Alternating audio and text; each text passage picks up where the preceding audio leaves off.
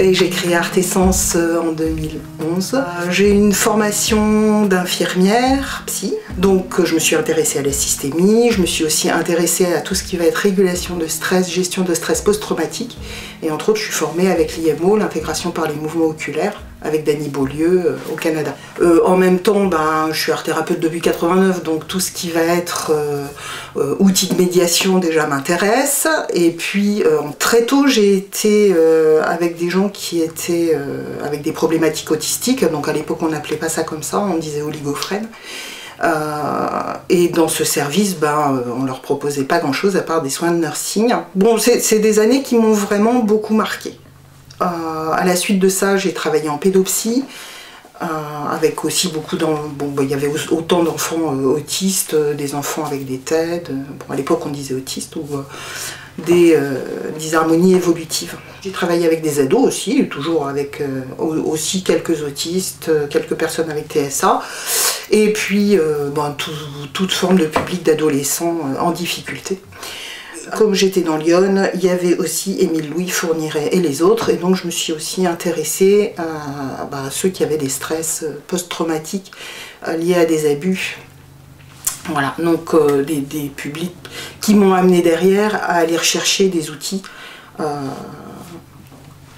neurosciences, et puis éventuellement comment on fait aussi avec le tactile, puisque le tactile, on n'a pas le droit d'approcher.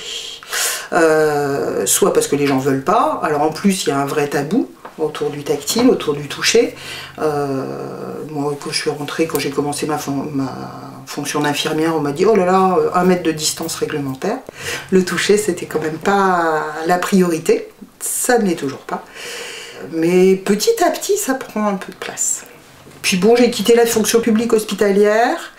Et j'ai travaillé dans un IME spécialisé avec des autistes, mais que des personnes vraiment avec des troubles autistiques, extrêmement déficitaires. Bon, naturellement, on avait toujours des problèmes en tant qu'infirmière pour soigner les gens qui ne voulaient pas être touchés, et pour les éducateurs, de pouvoir faire aussi, donner les bases éducatives à des gens qui ne voulaient absolument pas de contact physique. Entre ce que je savais avec l'intégration par les mouvements oculaires, et la gestion de stress qu'on pouvait faire grâce au mouvement oculaire. Ce que je savais avec l'art-thérapie, bon déjà m'étaient venues des idées par rapport à ça, le fait qu'on pourrait peut-être passer par autre chose que les yeux pour soigner des gens. Alors personnellement, j'ai aussi fait beaucoup de choses en termes de médiation corporelle, j'ai aussi fait de la gym holistique, j'ai fait de l'autonie, j'ai fait de l'aptonomie. J'ai pratiqué différentes choses, différentes approches, mais bon, j'étais pas professionnellement tentée de les appliquer. Je trouvais que déjà les domaines que j'avais étaient suffisants. Du coup, avec tous ces ingrédients, j'ai mis tout ça dans ma belle cocotte. J'ai laissé mijoter quand même pas mal d'années. Hein. Et puis, au bout d'un moment, j'ai même pas mixé, hein, ça a fait juste quelque chose de... Voilà, et c'est sorti. Un toucher structuré, spécifique pour les personnes qui ne peuvent pas être touchées. Donc on prend un outil médiateur, en l'occurrence un ballon, mais pas n'importe quel ballon, parce qu'il y a vraiment des... c'est vraiment réfléchi pour que des gens non masseurs puissent l'utiliser, pour que les autistes qui vont recevoir ça, que ce soit d'une personne à une autre, il n'y ait pas trop de variables, que ce soit d'une institution à une autre, il n'y ait pas trop de variables non plus.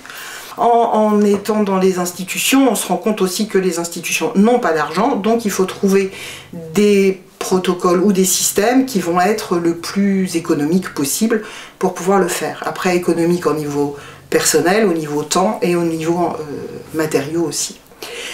Donc l'idée c'était aussi de faire quelque chose qui va durer peu de temps. D'abord parce que les personnes qui reçoivent ça, ils n'ont pas forcément envie d'y passer 1 heure, hein. Déjà ils n'aiment pas ça, donc on va pas non plus leur infliger ça pendant trop longtemps.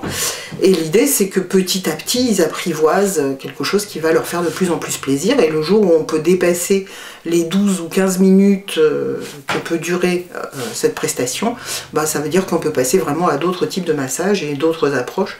Et ça a été vraiment construit comme un premier pas vers d'autres choses, et aussi complémentaire à toutes les autres approches qui existent, qu'elles soient comportementalistes, qu'elles soient éducatives, qu'elles soient psychanalytiques. Voilà, c'est vraiment complémentaire au reste. C'est construit comme une expérience, les personnes vont expérimenter quelque chose, c'est pas juste ah tu vas voir je vais te faire du bien. Si ça fait du bien, c'est tant mieux. Mais si je peux te donner l'occasion d'avoir une expérience positive dans ta vie qui va te permettre de construire quelque chose avec, ça m'intéresse. Voilà. C'est là où je me différencie aussi du masseur traditionnel. Du coup, bien sûr, je l'ai expérimenté. Je l'ai expérimenté dans le sens où je l'ai proposé à des personnes qui étaient vraiment autistes, extrêmement déficitaires. J'ai vu, pas toujours très vite, hein, parce qu'on ne peut pas dire que c'est pas une baguette magique, clairement. Hein, parfois, il faut le temps de s'apprivoiser. Ça peut prendre plutôt 6 mois, parfois, que juste 2 semaines. Hein. Mais j'ai aussi eu des surprises avec des gens qui, je leur présentais le ballon et tout de suite, wow, ils arrivaient, ils s'installaient direct. Mais ils avaient vu faire avant. Donc j'aime bien aussi utiliser les neurones miroirs des gens. Ça peut être utile. Les neurones miroirs des gens, je trouve que c'est utile parce que du coup, c'est aussi une façon d'expérimenter et d'approcher en étant d'abord pas touché et puis après seulement on reçoit, mais on sait déjà, c'est un peu à quoi s'attendre. Donc ça peut être bien aussi. Donc c'est pas forcément un massage qui va se faire tout seul dans une pièce. Le massemblage, c'est pas je suis tout seul dans un espace dédié, confiné, etc. Ça peut être aussi au milieu d'autres. Donc j'ai remarqué que en fait, ça améliorait beaucoup le contact physique. Avec des gens qui, pour traverser la rue, ils avaient du mal, ils pouvaient pas donner la main, finalement maintenant ils acceptaient de donner la main. Ça améliorait les soins. L'auscultation, les palpations, enfin voilà, tout ça, ça pouvait être amélioré parce que déjà ils avaient une autre perception d'eux-mêmes, quoi, et moins peur aussi de l'approche. Ça améliorait aussi les interactions avec les autres, ils pouvaient être dans le jeu avec d'autres. L'assemblage, j'ai commencé à former des gens assez rapidement. Déjà sur mon lieu de travail parce que c'était intéressant. Et puis bon, de façon de plus en plus structurée parce que très vite je me suis aperçue que ah oui, mais si on voulait que ce soit fait, il fallait que ce soit bien appris, bien enseigné pour que après les gens n'arrivent pas en disant ah oui, oh un ballon, je vais faire ça comme ça, pouf pouf, et je détricote tout ce qui a été fait. Et une fois qu'on a, alors c'est comme une ficelle de cerf-volant bien emmêlée. Une fois qu'on a trouvé un bord ou un fil, un bout, on est très content, on va peut-être pouvoir démêler la pelote.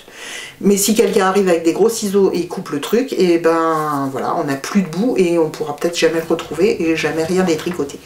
Donc, une fois qu'on a quelque chose qui potentiellement peut marcher, que ce soit l'assemblage ou que ce soit d'autres choses, mais qui potentiellement peut marcher, il ne faut pas que quelqu'un vienne détricoter ou couper le fil, parce qu'après, c'est fichu pour tout le monde. Là, du coup, comme c'est avant l'approche tactile, ce serait bien qu'on puisse le faire bien et propre pour que l'approche tactile puisse advenir. Parce que sinon, je pense que ce sera compliqué, encore plus, parce que trouver quelque chose d'équivalent qui va permettre d'arriver vers le tactile, ça a déjà pris beaucoup de temps, c'est pas simple, donc faire très attention à ce qu'on ne détricote pas ce qui vient d'être fait. Donc il faut parfois plus de 6 mois pour apprivoiser quelqu'un, pour qu'il accepte de commencer vraiment le massemblage. Donc ce serait dommage que ça s'arrête. Voilà. Du coup, j'ai créé des formations. Au départ sur 3 jours, et puis maintenant les formats c'est 2 jours, donc on a dit 2 jours, ok, qui permettent aux stagiaires, à la fin de la formation, d'avoir suffisamment l'outil massemblage en main pour pouvoir faire quelque chose de propre, de pouvoir respecter l'autre dans ce qu'il est, c'est-à-dire être capable de s'arrêter dès que l'autre manifeste quelque chose qui fait qu'il faut s'arrêter.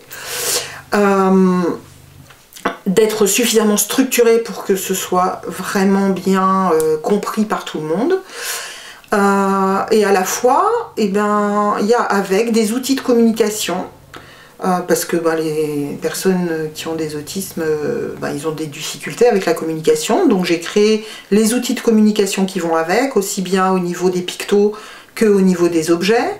Donc voilà, l'idée c'est aussi de donner aux stagiaires les outils qui vont leur permettre de monter le projet avec les objectifs, les arguments,